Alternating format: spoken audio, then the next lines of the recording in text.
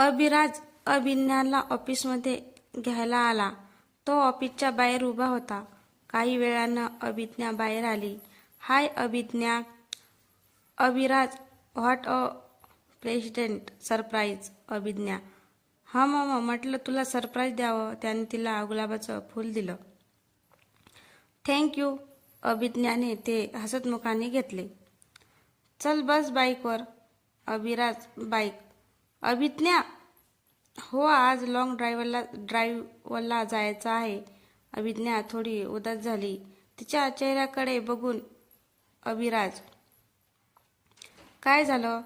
तुझी इच्छा नाही का? नाही, तसं काहीच नाही. चल निघूया. अभिराजने बाईक स्टार्ट केली. अभिज्ञा मागे बसली. तिला थोडं ऑकवर्ड वाटत होतं. ती थोडी मागे सरकून बसली. तिने सीटला मागे हात पकडला. बाईकची राईड सुरू झाली. अभिराज सुसाट वेगाने चालवत होता.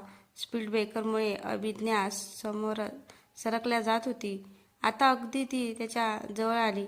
तिला आधी थोडं कसं कसं वाटलं, पण नंतर ती रिलॅक्स झाली. त्याच्यातलं अंतर कमी झालं.